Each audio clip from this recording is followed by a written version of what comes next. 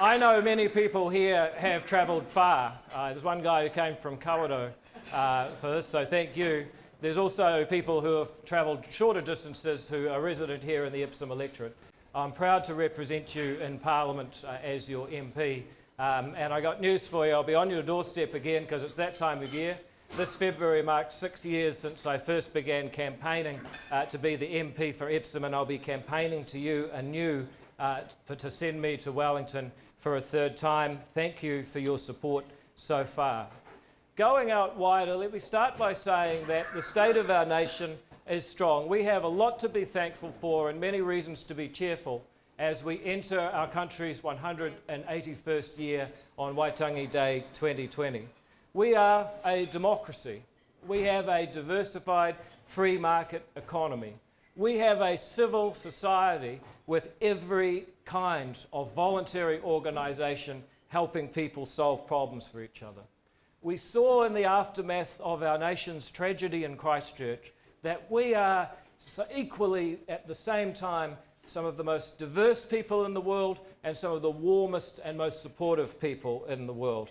We are lively and entrepreneurial. We all travelled here, or our ancestors did, further than anyone else in the history of humanity to make a better tomorrow. We certainly have a lot to be thankful for. And if you get out in a bit of nature and look at our natural environment for the rest of this Waitangi Day, you'll notice that we live on the greatest piece of real estate on the entire planet Earth.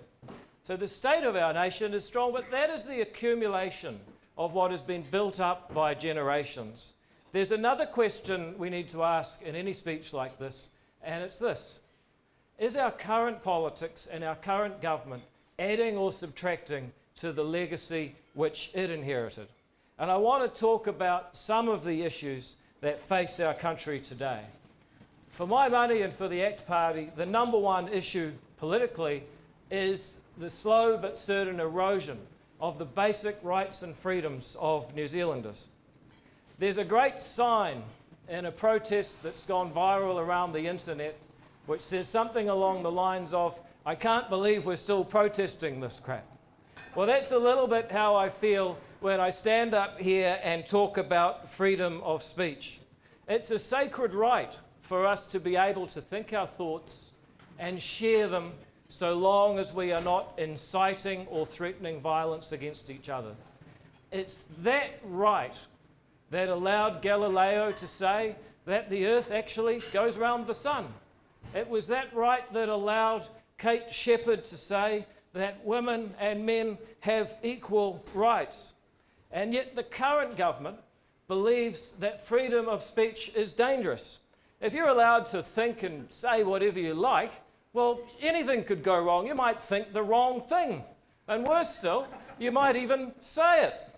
That's why they want so-called hate speech laws. Someone, somewhere, would be employed as an agent of the state with the legal power to stop you and perhaps punish you for saying things that are judged to be wrong. And if that sounds nuts, it is. But don't blame me. I am simply describing how any hate speech regime has to work. Because normally, when the government comes after you to try and punish you, you're allowed to defend yourself with the facts. If you're accused of theft, then it's a very sound defence that you factually didn't take anything. The problem with punishing unpopular speech is that no facts can come to your defence when you are punished on the basis of opinion. That is why we have to prevent the inevitable mob rule that comes from legally empowering governments to punish unpopular speech, because it gets worse. As soon as you create this position, this censor, this person who is allowed to decide what you can and can't say, ask yourself what sort of person is going to apply for the job. Well, the closest we have right now is the Human Rights Commissioner, a guy called Paul Hunt, who is a guy who had to be dragged kicking and screaming by none less than Kim Hill to accept that maybe Jeremy Corbyn's anti-Semitism is imperfect. And the problem with that is that anybody who occupies an office charged with policing speech is inevitably going to be a political operative themselves. That's why the ACT Party says that hate speech laws are wrong, and that's why the ACT Party will require any new government at the end of this year not only to refrain from introducing subjective laws governing what you can say, but to repeal any bad laws that we may cop in the dying days of the current coalition government. Free speech also allowed me to point out that the government's firearm laws wouldn't work, couldn't work, and now haven't worked. And make no mistake, we are no safer today than we were on March 14 because of the government's actions. And there's three reasons for that. Number one is that the buyback simply failed. The government were informed they'd prohibited 240,000 firearms, and they managed to collect in, or so-called buy back, 60,000. Now, you don't need to be a statistician to see the problem there. Incidentally, one of the great ironies is it created the greatest firearm sale in the history of our country. As people did get their checks, they went off to the various retailers who sold more guns over this Christmas than any season they'd had since Jesus was a boy. So it hasn't been effective at getting firearms off the street. It's taken the least powerful firearms off the most honest people. What's out there now is actually scary, and we should be worried. Number two is that good policing relies on trust. As Sir Robert Peel said, the public are the police are the public. But we have measured data showing that the way this government has gone about the last year of firearm legislation has eroded trust in police and eroded trust in the law, making us, again, less safe than in a society where the police and the public implicitly trust each other.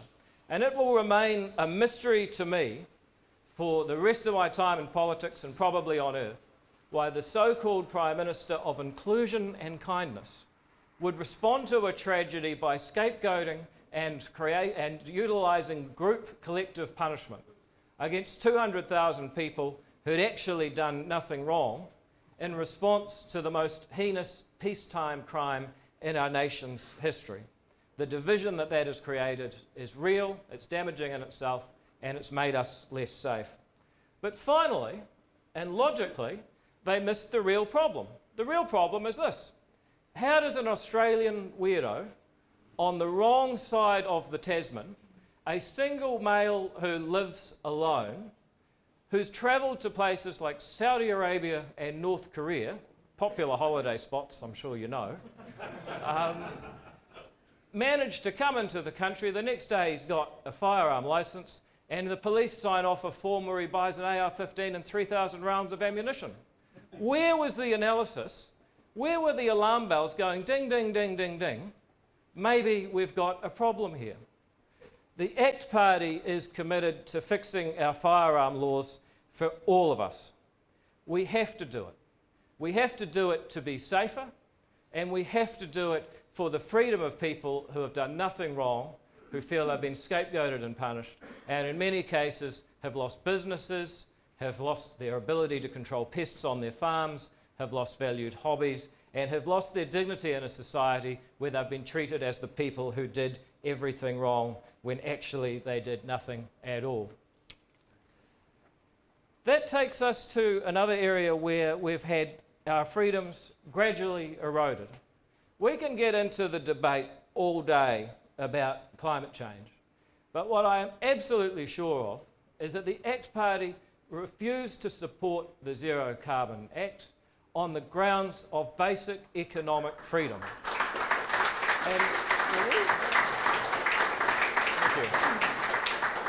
And the reason for that is twofold. First of all, it's not going to be effective. It has so many safety hatches built in order that people in power can increase the cap if they think it's going to be politically difficult, that it will have no effect. And we know this is true because the British have had the same law since 2008, and their reduction in carbon emissions per dollar of GDP has been no better than ours.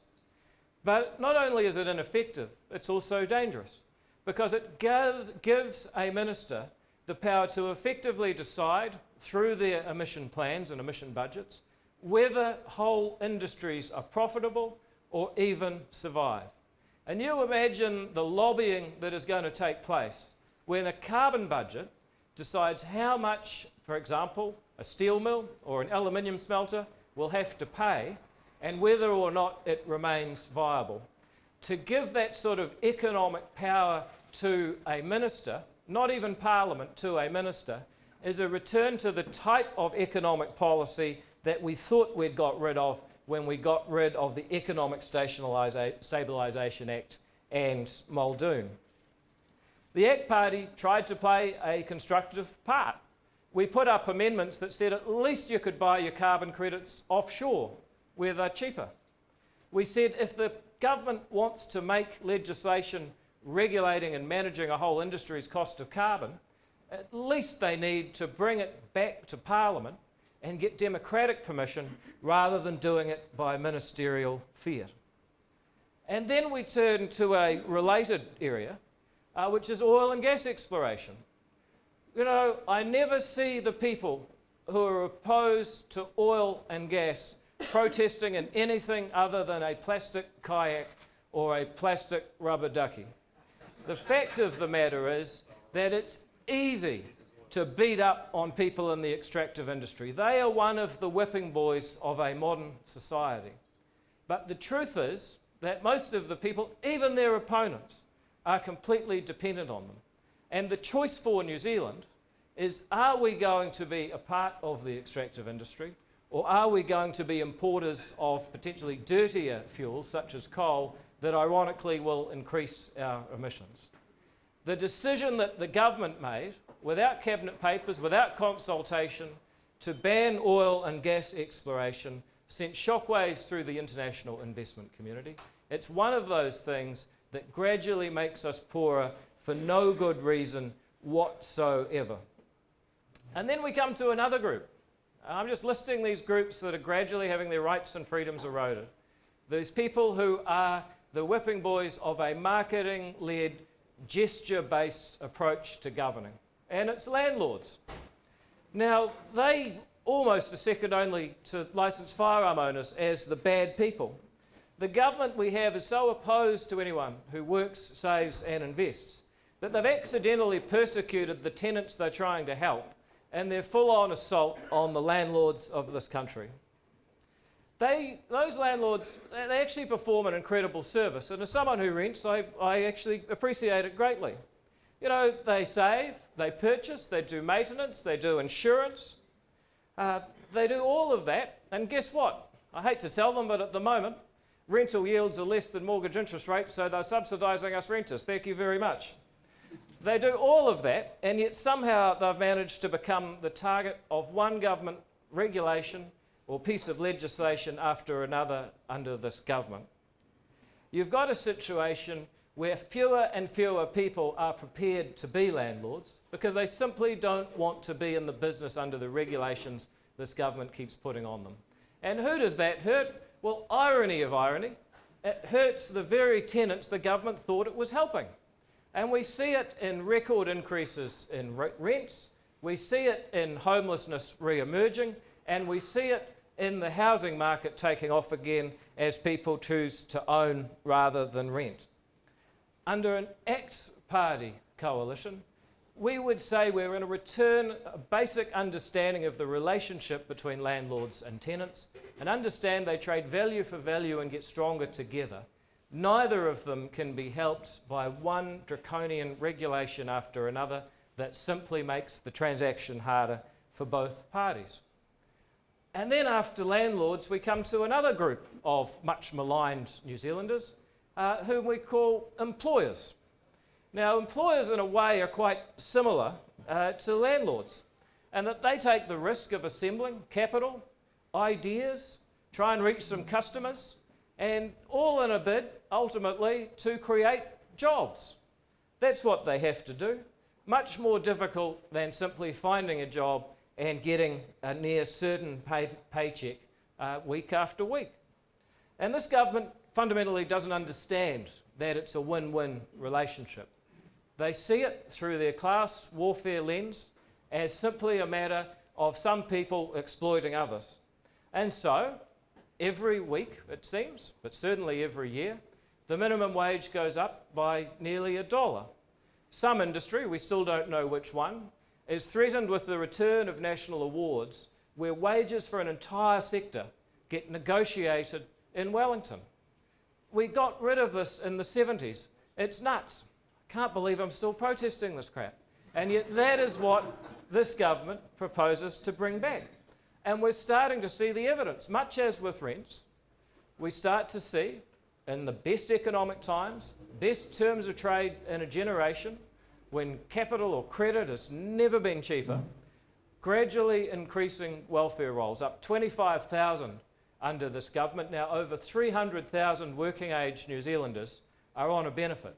And these are the good economic times.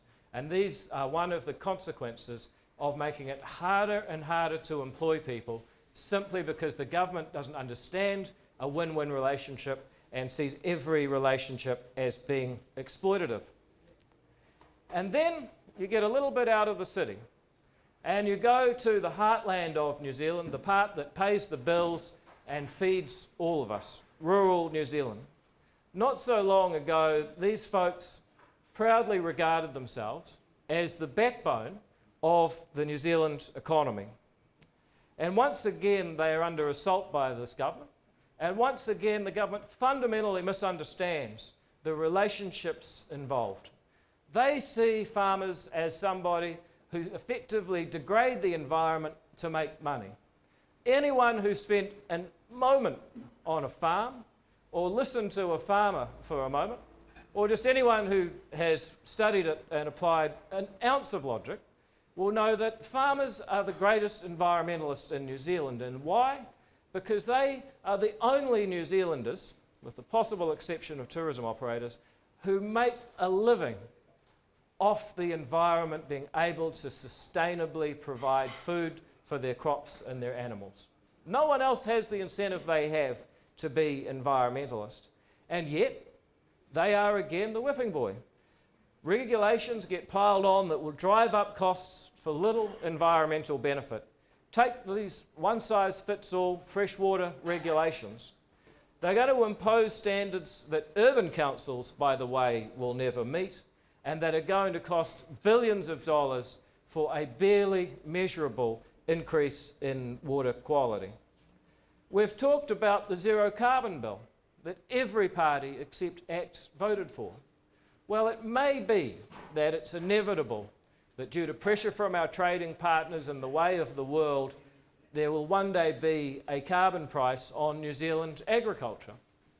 I'm not going to get into that debate. But what I can say is that the current New Zealand government is not even trying to make the case for New Zealand farmers. They are prepared to accept a standard that says a transient gas such as methane is equally damaging or equally warming as a gas such as CO2, which is completely inert and once released into the atmosphere is there forever. No wonder farmers are starting to feel alienated and let down by this government. They must look at the government supporting a Reserve Bank governor who's been prepared to effectively double the amount of capital that their lenders have to keep in relation to them, putting up their interest rates in case there's a 1 and 200 year banking event. Now, I've just been in Waitangi. The whole country's only 180 years old.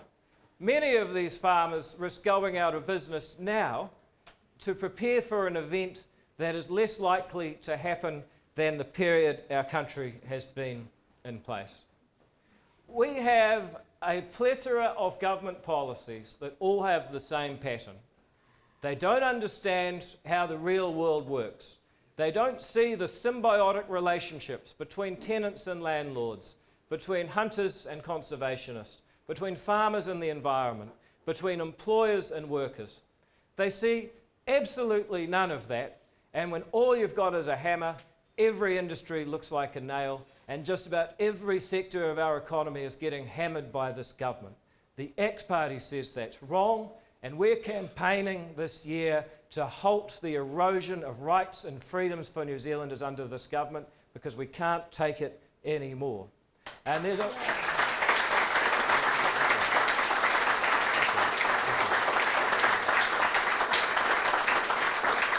But, you know, thank you. Oh, sorry guys, I'm only halfway. But there's a great irony that the government that's doing this has got to be the sleaziest government that we've had in decades. You know, it's a point of pride in this country that we frequently rank, if not first, then in the top 3 for being the least corrupt country on earth. Except what they don't tell you is the full title is the Corruption Perceptions Index. And I think anyone who takes a hard look at what's happening in New Zealand politics today would start to question that perception. Let me run through it. Right now, we have 2 political parties under investigation for electoral donation irregularities. We've had 2 lobbyists who have been employed in ministerial offices, one the Chief of Staff in the Prime Minister's office, while remaining a director of a lobbying firm trying to get favours for their clients. That is absolutely extraordinary. The fact that it's passed so unnoticed is one of the things that really worries me. We have the Speaker of the House, in some respects the highest office in the land, being sued over allegations that he wrongly slandered one of effectively his staff, a parliamentary staffer, for committing a heinous criminal act. The Deputy Prime Minister, unlike most lovely superannuitants in this country, cannot accurately fill out his own superannuation form. And when asked, he says, of course, it's someone else's fault. And this is the thing about our friend, the Deputy Prime Minister. He's summed up by a song by that great Kiwi band from the 80s or some decade long ago called My Sex, who said he just don't care. That's the pattern throughout his career. And it's no surprise that also in connection with New Zealand First is this mysterious foundation. Now, I have been involved in fundraising for a political party, and I can tell you when someone says, I want to give money to the ACT Party, I don't say, ooh, we'll put it in some mysterious third-party organisation and maybe I'll get it later. I say, get it in. Here's the account number, send it straight to ACT. Why you would have a mysterious foundation to channel the money through is beyond me. What the Electoral Commission will find is yet unknown. But what I will say is that if it is possible for somebody to own 2 companies that make donations above the declaration limit on the same day and make no declaration, and that's legal, then our laws need to change. And if our laws do change for that reason, they will change because of New Zealand First and its foundation. That is the kind of context we're operating in Wellington. And all of that, although some would allege related, is before we talk about the Provincial Growth Fund. Shane Jones is giving out $1 billion a year. Sometimes he's approached by people who are closely related, such as his boss's lawyer and his boss's lawyer's son and his boss's partner, who ask if maybe they could have, I don't know, maybe $12 million. And the incredible thing about this meeting is that Shane Jones says he's sure it didn't happen, and then he says it did, but he just forgot. Because I imagine it happens so often, it's difficult for him to recall. That is the kind of sleaze that we are dealing with in Wellington. It's not a picture of the least corrupt country in the world.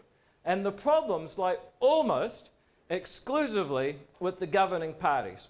I'm sure that National would say that actually because their member involved in their scandal has left the party, they're not involved either, so we'll give them a pass.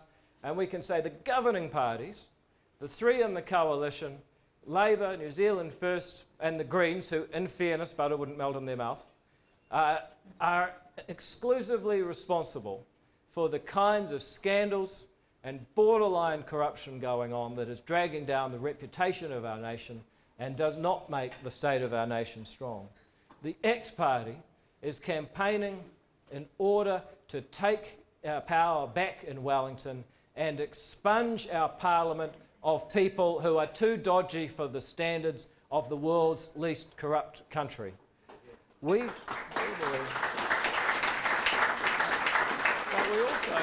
But we also are a party founded in the shadows of Sir Roger Douglas, of Derek Quigley, of Richard Prebble, of those great New Zealanders who went to Parliament, and they didn't focus on marketing themselves, they focused on making policies that work.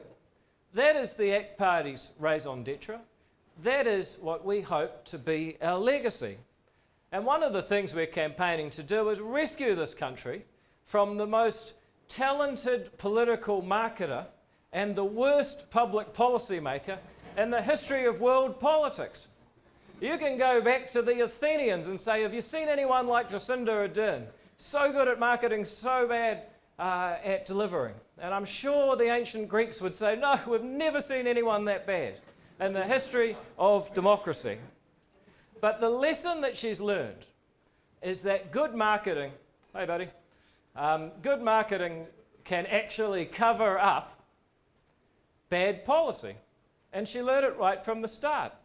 Jacinda Ardern became the Labour leader, and then shortly after Prime Minister, by selling the policies that David Cunliffe, David Shearer, Andrew Little, all talented, decent people to be sure, had failed to sell. And the lesson she took is that if you market it well enough, the policy doesn't even have to work. And that's what we're suffering in New Zealand. You know, banning plastic bags is not going to reduce plastic pollution in the world's oceans, at least not in New Zealand, because plastic bags in New Zealand are not a contributor to plastic pollution in the ocean. And we know this because we asked the government if they had any evidence that it was, and they admitted that they didn't. Asking such a simple question should be actually interesting. Received no coverage whatsoever, I'd just like to say, because I think it's important that all of us are running out of a grocery store like this or buying plastic bags 5 times as thick, you know, and massively increasing our plastic bag consumption. And yet we're doing it for something that won't actually get a result because the problem wasn't properly diagnosed.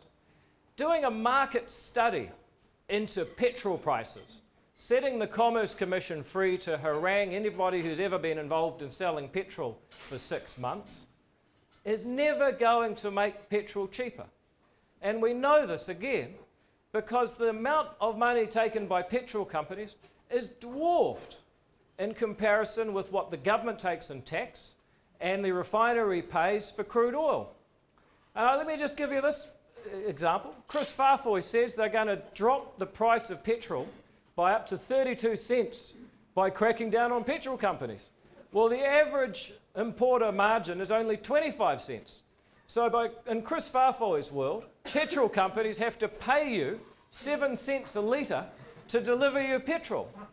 This is the kind of insanity, the politics of gesture and marketing and spin, but no results. And of course, petrol price will go up depending on the New Zealand dollar and the price of oil. The policy will do nothing, but the bureaucracy in Wellington, again, is empowered with the ability to do market studies.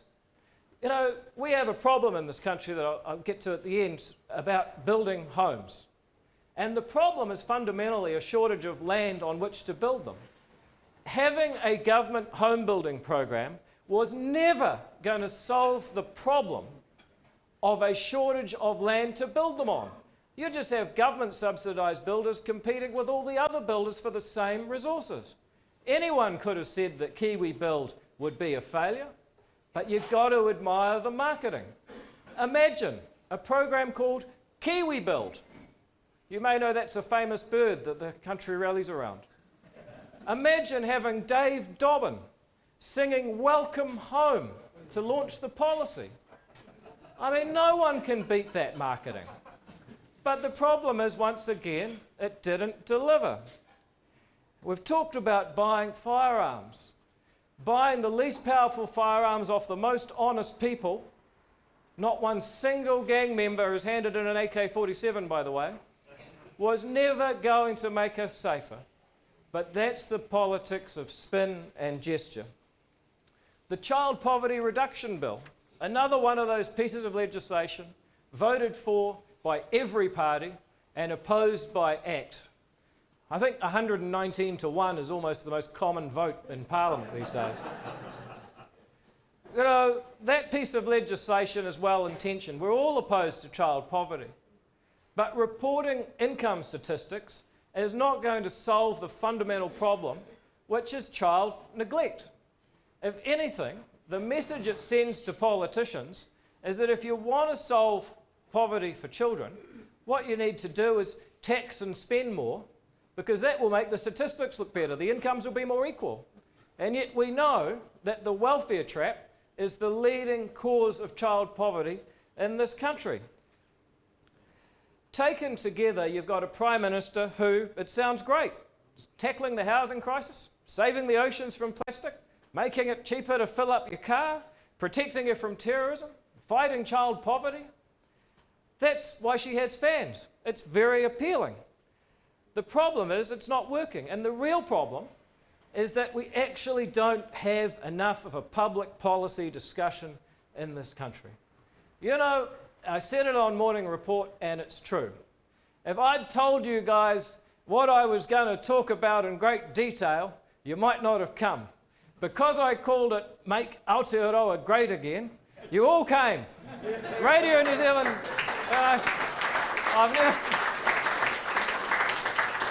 And this is a real difficulty. I say this to the press, there's no way we'd get both TV stations, both print media and Radio New Zealand reporting David Seymour's speech on productivity growth. But, you know, if I'd known we were going to get so much publicity, then we would have got a bigger venue.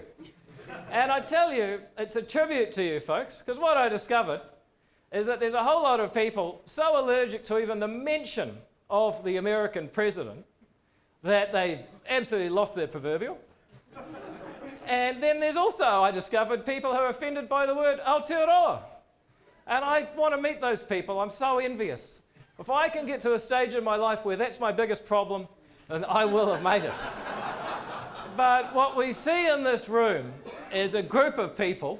I know a few things about you. You love freedom, you have a sense of humour, and you don't sweat the small stuff. And we're the people who want to make a difference in our own lives, who aren't dragged into the spin and the cynicism of government and its grand schemes that are supposed to make our lives better, although with our own money.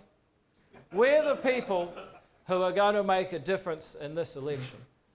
Now, that's the warm-up. Let me get to the real issues. The real issues, as far as I'm concerned, New Zealand faces three. And they're evident at Ihu Mātau, which I won't even go into today. They're evident in the statistics, they're evident in our politics. And they're these. Productivity growth is in the tank. When we talk about how much New Zealanders take home for an hour of work, it's been static almost the entire century. And New Zealand finds itself in the infamous lower left corner.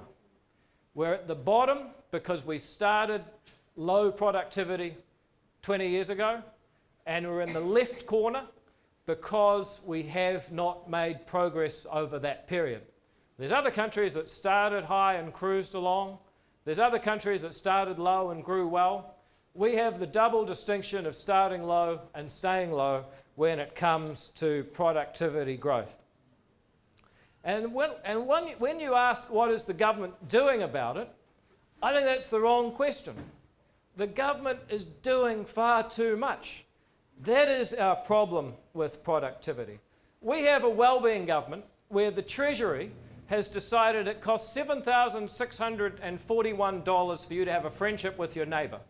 They're actually putting prices on these things under the Treasury's so-called living standards. People laugh. There's a lady's laughing. She's paying for it. It's not funny. That's what the Treasury's running around doing these days. We have the government, as we mentioned, building homes in competition with the private sector. We are paying people more and more money to stay home. Welfare rolls are swelling at the same time that employers across the economy are desperate to find the skilled labour to do their jobs. We are the highest taxed country in the Asia-Pacific region. And this is really important. People love to compare us to the OECD. But when they compare us to the OECD, they're comparing us overwhelmingly with countries like France, countries like Italy, countries like Greece. You see, you can always find people who are doing even worse than we are if you just pick the right people. But our neighbourhood in a modern New Zealand is the Asia-Pacific. And if you go around the Pacific Rim, you go to the States, you go to Canada, Australia, Singapore, Japan, wherever you like to go, we pay higher taxes on average than any of those countries. That does not make people want to work, save, and invest. One of the things we do need to spend taxpayer money on, though, is infrastructure. Can anyone tell me how it helps to cancel vital infrastructure projects for 2 years for political reasons, and then, when an election year comes, say they're back on again for political reasons? Nobody has ever got to work for political reasons. We spend far too much time on politics and not enough time building infrastructure. That's before we get to our regulatory regime. I talk to builders who tell me it can take longer to get permission to build something than actually build it. We've done nothing about the regulatory burden facing this country for the last 2 decades, except the valiant efforts of one Undersecretary for Regulatory Reform in the previous government, I might add. And we actually need to get serious about replacing the Resource Management Act. We actually need to get serious about having a regulatory constitution so that ordinary citizens who see government making bad laws lazily can actually have their day and challenge it under a constitution. What about cancelling charter schools? What did that do for productivity?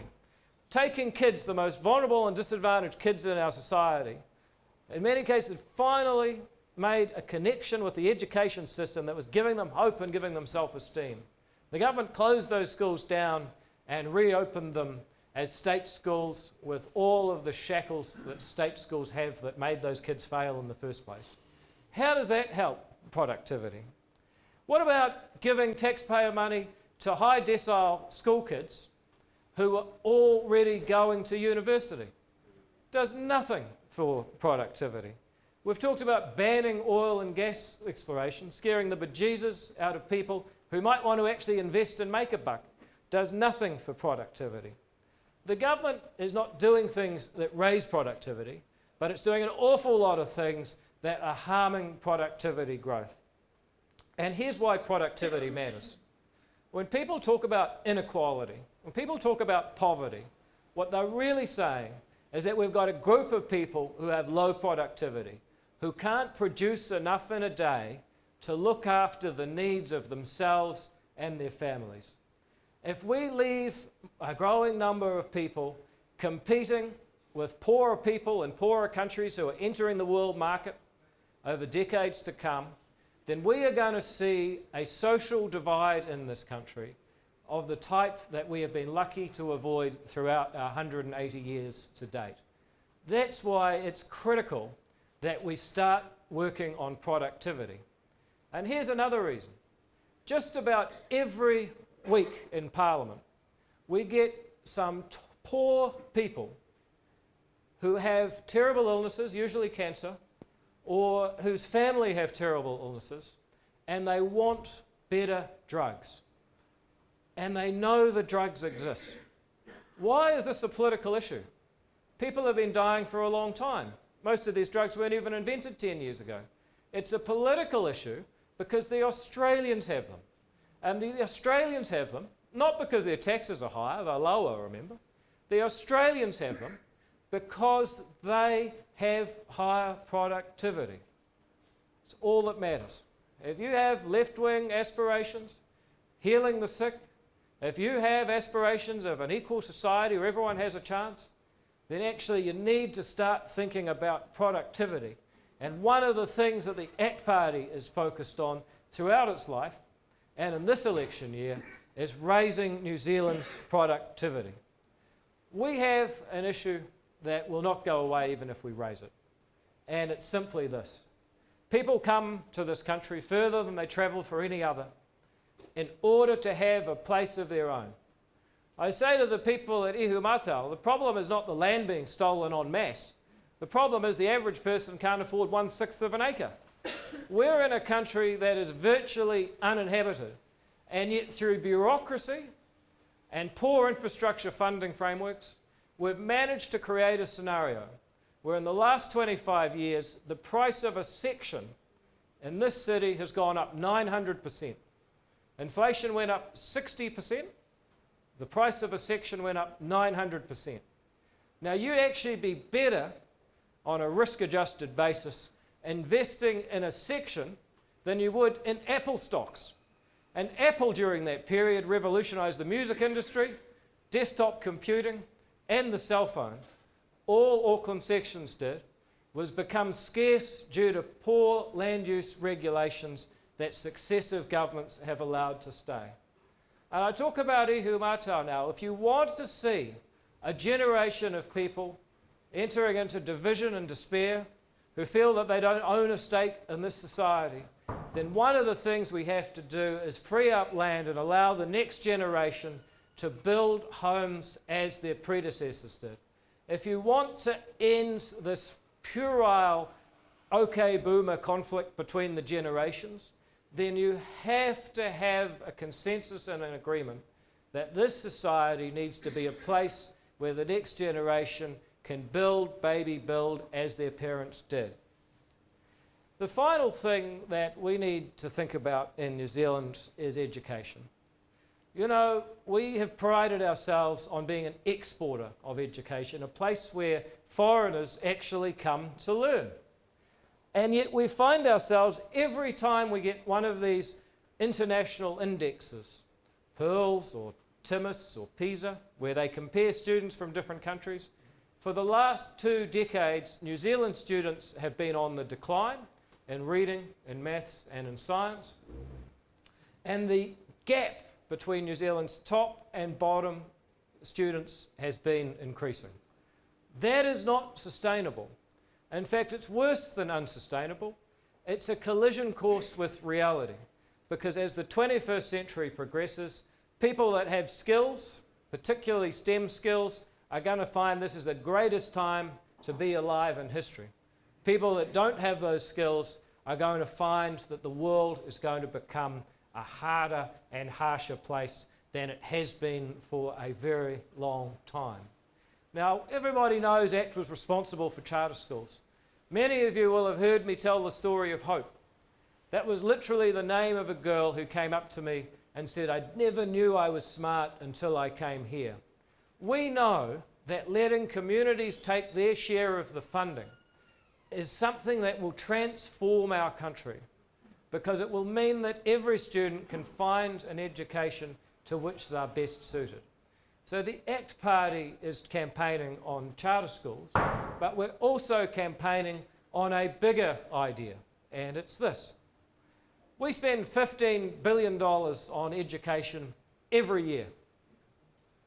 There are 60,000 children born in New Zealand every year. Seems to average out remarkably well. Good work, New Zealanders. And yet, if you do the maths on those two, you find that we spend $250,000 on the average New Zealander's education.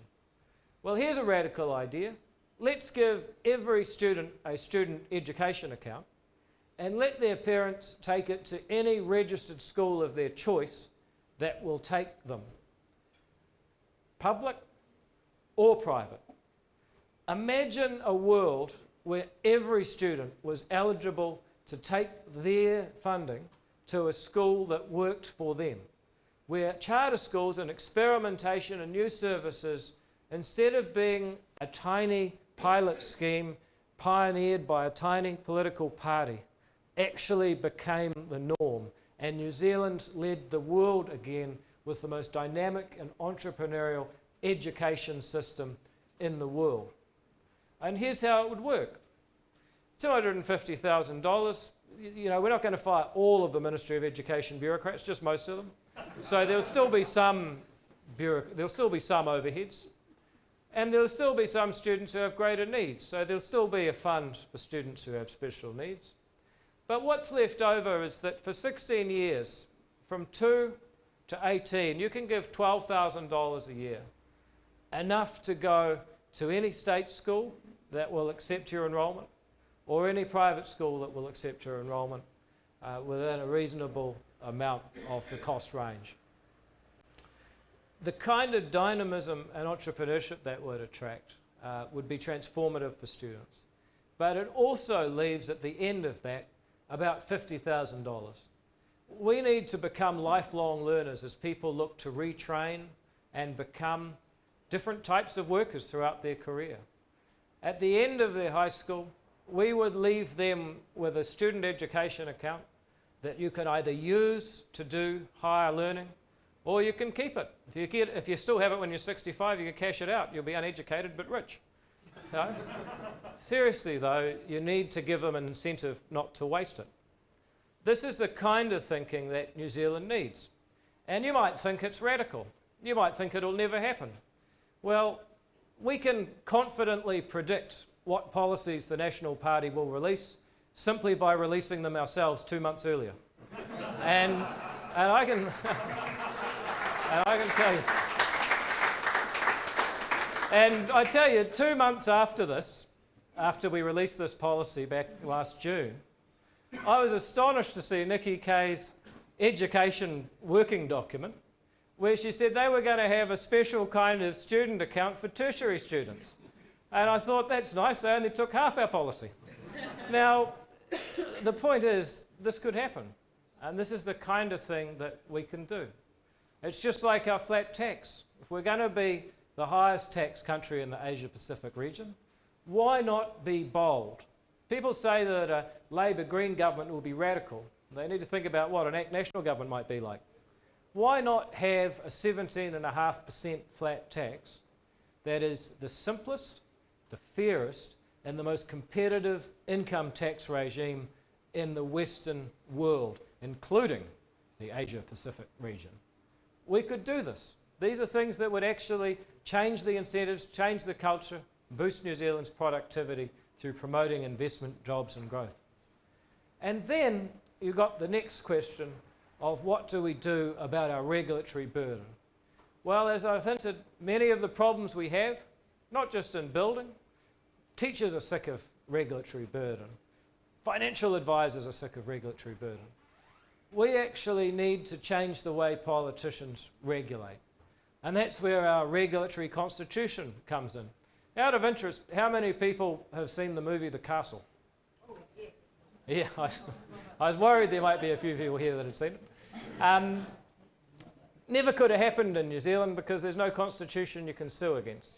Your rights are entirely dependent on Parliament. And that is something that we need to change. You know, all of the things we've talked about, the firearm laws, the free speech, oil and gas ban, even the plastic bag ban for what it's worth. All of them have been made by Parliament, and the citizen has no recourse to any kind of rights or any expected standard of good lawmaking. And so our regulatory constitution is a piece of law that says if governments want to make laws, they've got to identify the problem. They've got to work up solutions. They've got to compare them. They've got to show which one's the best. They've got to explain if and why they're going to impair people's property rights. And if they do all that, and they still want to pass it, fine, it is a democracy. But if they fail to adequately disclose what they're doing, then you can take them to court and have the law struck out. That is the kind of rights and freedoms that we need to promote instead of constantly having our rights and freedoms eroded by a marketing-led government. So folks, we've got a lot to do. Did you know that in the last 100 days, the X Party has averaged $1,000 a day in what we call small dollar donations. I don't mean people giving us big donations that you read about. We're not the New Zealand First Foundation. I mean people coming along and giving sometimes $5, sometimes $25, sometimes $100, $500, $1,000, $2,000. Small dollar donations have averaged $1,000 a day for the last 100 days. We need to double that over the next 200 days. So if you've got your phone, if you get home to your laptop, if you've got a credit card, dangerous things but helpful right now, then we need you to support ACT. Thank you.